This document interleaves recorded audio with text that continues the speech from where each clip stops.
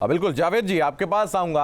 उत्तर प्रदेश के मुख्यमंत्री योगी आदित्यनाथ अब से कुछ देर पहले वो लखनऊ में सरोजनी नगर में एक रोड शो कर रहे थे और उन्होंने वहां पर कहा कि 10 मार्च को धुआं धुआं कर देंगे। आतंकियों के जो समर्थक हैं 10 मार्च को धुआं धुआं कर देंगे और बीजेपी पूर्ण बहुमत से सरकार बनाएगी। शुभम जी, उन्होंने सही कहा। आतंकवाद और आतंकवाद के जनक पाकिस्तान के जो समर्थक उन्हीं की पार्टी है, इसमें तो कोई अब प्रमाण देने की जरूरत नहीं। पहली चीज। दूसरी चीज, जिस भाषा का प्रयोग प्रधानमंत्री नरेंद्र मोदी ने राष्ट्रीय राजनीति में आने के पूर्व से शुरू किया था, आज वही सब कुछ नारेबाजी हो रही है और कुछ नहीं हो रहा। 2017 के लोक कल्याण संकल्प पत्र पर भारतीय जनता पार्टी बात करने को तैयार नहीं। क्या भाषा की मर्यादा और उस भारतीय संस्कार की गरिमा को कितने निचले स्तर तक गिरा देने का काम किया है, बिल्कुल मैं आपसे सहमत हूं। एनके सिंह जी के अलावा कोई नहीं बता सकता इस समय। ठीक, मैं सहमत हूं, लेकिन अखिलेश यादव जो जनसभा के दौरान पुलिस को बदतमीज कहते हैं वो कितना उचित था? नहीं जावेद जी, पुलिस के लिए जो अपशब्दों का प्रयोग अखिलेश यादव ने किया वो कितना उचित है? क्या वो कितना उचित है? बदतमीज बोला उन्होंने। वो पुलिस जो उनकी सुरक्षा में रहती है, जो 2 चरणों तक उनकी सुरक्षा में रही, उन तक एक पत्थर ना पहुंचे, एक कंकड़ ना पहुंचे, उसी पुलिस को, उन पुलिस कर्मियों को बदतमीज कहते हैं अखिलेश यादव। आप जवाब भी ले लीजिए। आप जवाब भी ले लीजिए। अखिलेश जी को कहते हुए वीडियो को तो आप लोगों ने खूब दिखाया, लेकिन जिस सिपाही को इंगित किया था वो सिपाही उस सभा में आए हुए लोगों के पेट में जो लाठी घुसे हो रहा था, उसके बाद मना करने के बाद भी जब वो नहीं रुका है, बड़ा शिगुफे ढूंढ के लाते हैं आप लोग। उस जनसभा का प्रत्यक्षदर्शी हूँ, ठीक है, उस जनसभा का प्रत्यक्षदर्शी हूँ। वो जो डी बना होता है ना मंच के आगे, वहां तक लोग घुस रहे थे, आपके समर्थक जा रहे थे वहां पर, अव्यवस्था बन रही थी। मंच से आपके कार्यकर्ताओं को आपके विधायक धक्का देकर भगा रहे थे वहां पर। ये व्यवस्था जो है वो अव्यवस्था में ना बिगड़े, इसको लेकर पुलिसकर्मी वहां पर आगे थे। अरे वो कुछ भी बोल देंगे आप, स्पष्ट हो चुका है। चलिए ठीक है, लेकिन मैं आपकी बात से सहमत हूं। आपने जो आरोप लगाए उस पर हम बीजेपी से उसका जवाब भी ले लेंगे, लेकिन उससे पहले सीएम योगी ने समाजवादी पार्टी को लेकर कहा कि 10 मार्च को धुआं धुआं हो जाएगी समाजवादी पार्टी। सुनिए। में उनकी हार छिपी हुई है और इसीलिए अब उन्होंने राष्ट्रीय सुरक्षा के साथ भी खिलवाड़ करने में अपनी निर्लसता दिखा रहे हैं।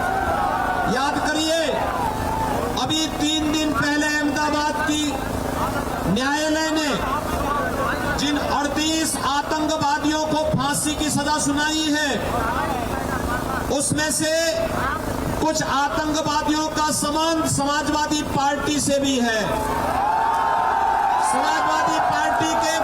समाजवादी पार्टी को अपनी स्थिति स्पष्ट करनी चाहिए। देश और प्रदेश की जनता से माफी मांगनी चाहिए। जिन निर्दोष नागरिकों के आतंकी घटनाओं में खून से समाजवादी पार्टी के हाथ सने हुए हैं, इस समाजवादी पार्टी को किसी भी स्थिति में स्वीकार नहीं करने की आवश्यकता है।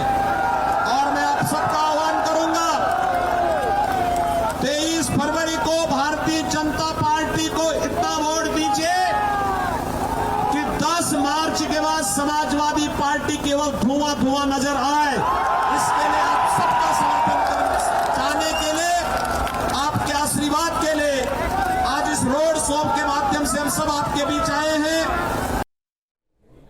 तो समाजवादी पार्टी 10 मार्च को धुआं धुआं हो जाएगी, ऐसा कहा है सीएम योगी आदित्यनाथ ने। अंशु अवस्थी, आपके पास आऊंगा। आज बड़े आक्रामक नजर आए हैं सीएम योगी, हालांकि आपका जिक्र नहीं कर रहे हैं, कहीं किसी जनसभा में आपको टारगेट नहीं कर रहे हैं, समाजवादी पार्टी के लिए तो बात कर रहे हैं, लेकिन कांग्रेस को बड़े हल्के में ले रहे हैं सब लोग, क्यों?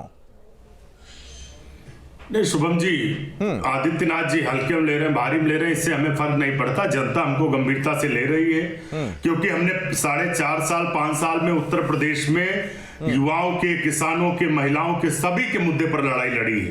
प्रियंका गांधी जी के नेतृत्व में हमने लड़ाई लड़ी है, कोरोना काल में लोगों की मदद की है, किसानों के ऊपर जब गाड़ी चढ़ाई थी भाजपा के केंद्रीय मंत्री ने, तो आप याद करिए उस समय आधी रात में बारिश में कौन संघर्ष कर रहा था। कांग्रेस कर रही थी, प्रियंका गांधी जी कर रही थी, कांग्रेस के कार्यकर्ता कर रहे थे। लेकिन उस संघर्ष का परिणाम क्यों नहीं मिलता फिर आपको? संघर्ष तो करते दिखते हैं, चुनाव से पहले करते दिखते हैं संघर्ष आप, लेकिन उसका परिणाम क्यों नहीं मिलता है? फिर मिलेगा शुभम जी, 10 मार्च को परिणाम आएंगे, आप देखिएगा परिणाम मिलेगा। बिल्कुल परिणाम तो 10 मार्च को आ रहे हैं और जनता ने इस बार मन बना लिया है कि उत्तर प्रदेश में बदलाव होने जा रहा है। हम तो ये बात कहते हैं राजनीति में नैतिकता शुचिता होनी चाहिए। लाल बहादुर शास्त्री जी देश के जो है रेल मंत्री थे।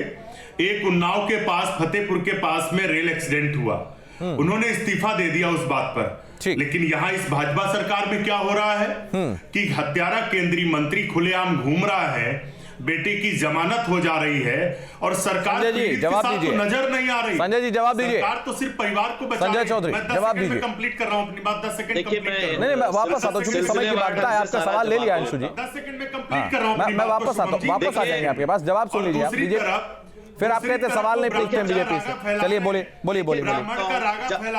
जब कांग्रेस को कांग्रेस वाले ही हल्के में ले रहे हैं तो उनको कौन भारी मिलेगा? आप बताइए। कांग्रेस के स्टार प्रचारक भाजपा में, कांग्रेस के प्रवक्ता कांग्रेस छोड़ के समाजवादी पार्टी में, कांग्रेस का विधानमंडल दल जो 7 विधायकों का था उसमें अब केवल 2 बचे हैं, 4 भारतीय जनता पार्टी में। तो जिसके नेता, जिसके प्रवक्ता, जिसके कार्यकर्ता उस पार्टी को हल्के में ले रहे हैं, तो वो पार्टी कितनी हल्की हो गई है ये 10 तारीख को पता चल जाएगा। और रही बात शास्त्री जी के बात तो शास्त्री जी का ये बात ना किया करें, ये तो कांग्रेस केवल नेहरू खानदान की बात करती है, कांग्रेस के आदर्श अब शास्त्री जी नहीं रहे इनके। अच्छा संजय जी, जब ये कह रहे ये शब्द और ये वाक्य आप प्रयोग करते हैं कि उनके ये नेता आपकी पार्टी में, वो नेता आपकी पार्टी में, अगर सब उन्हीं की आपकी पार्टी में आ जाएंगे तो फिर उनमें और आप में क्या फर्क रह जाएगा? नहीं, हम तो नारा ही देते हैं सबका साथ, सबका विकास, सबका विश्वास और सबका प्रयास। तो कांग्रेस में जब तक रहे तब तक वो अनैतिकता का चोला ओढ़ते हैं, आपकी पार्टी में आ जाए तो नैतिकता का चोला नहीं। अगर हमारी पार्टी में आते हैं, हमारे सिद्धांतों के प्रति प्रतिबद्धता रखते हैं तो उनका स्वागत है, उसमें क्या बात है। एनके सिंह साहब इस पर क्या कहेंगे? देखिए भाजपा का दोगलापन। ठीक है एनके सिंह साहब।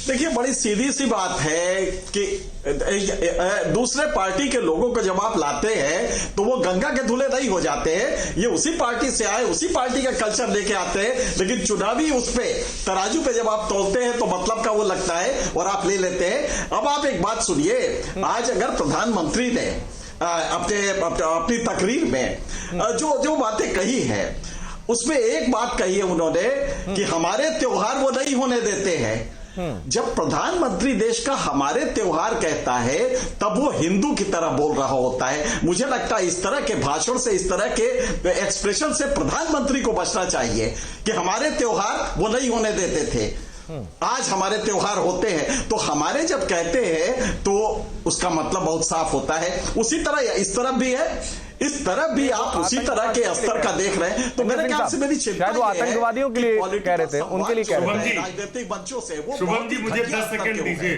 ठीक है आता हूं आपके पास। ठीक है हाँ बोलिए अंशु जी। त्योहार वो नहीं होने देते। शुभम जी देखिए, प्रधानमंत्री जी बिना टेलीप्रॉम्प्टर के तो कुछ बोल नहीं पाते हैं और उनका जो भाषण लिखता है वो कौन लिखता है? वही सदन में तो उन्होंने बड़ा धारा प्रवाह बोला था आरएसएस और भाजपा कांग्रेस के बारे में, जाने क्या बोला था आपने भी सुना था ना सदन में, तो वहां टेलीप्रॉम्प्टर नहीं था। बिना टेलीप्रॉम्प्टर तो बोल नहीं पाते। अंशु जी टेलीप्रॉम्प्टर नहीं था। जी कहते हैं कि 12वीं पास करके जो इंटर में एडमिशन लेगा उसे वो स्मार्टफोन देंगे। तो इतना ज्ञान है, इसी से देश की यह हालत हो रही है, देश की अर्थव्यवस्था चौपट ठीक है। उत्तर प्रदेश में बेरोजगारी चरम पर है। उत्तर प्रदेश के मुद्दे भाजपा सरकार की विफलता है और नौजवानों की बेरोजगारी है, किसानों का अपमान है, महिलाओं का अपमान। ठीक है, इन तमाम बातों को, आपके सवालों को, बीजेपी के जवाबों को और जो आप लोगों के बीच चर्चा है उसको जनता और पूरा देश और पूरा प्रदेश देख रहा था। और लगातार जो 3 चरण के जो चुनाव हो चुके हैं, 4थे चरण का चुनाव होना है, उसको लेकर भी जनता तय कर चुकी है, मन बना चुकी है क्या कुछ उनको करना है। हमारे साथ अंशु अवस्थी जुड़े थे, कांग्रेस के प्रवक्ता एनके सिंह वरिष्ठ पत्रकार, जावेद अहमद समाजवादी पार्टी के प्रवक्ता, संजय चौधरी बीजेपी प्रवक्ता हमारे साथ जुड़े थे। आप सभी का बहुत धन्यवाद। सवाल यही है कि आरोप प्रत्यारोप वाद प्रतिवाद की राजनीति मंचों से जो नजर आ रही है, राजनीतिक शुचिता की कमी जो नजर आ रही है, जो भाषाई मर्यादा का स्तर लगातार गिरता जा रहा है, इसमें जनता की कितनी हानि हो रही है, ये बड़ा सवाल है। और इस सवाल को लगातार हम इसी तरीके से उठाते रहेंगे इस खास कार्यक्रम में। फिलहाल इतना ही। आप लगातार बने रहिए न्यूज़ स्टेट के साथ।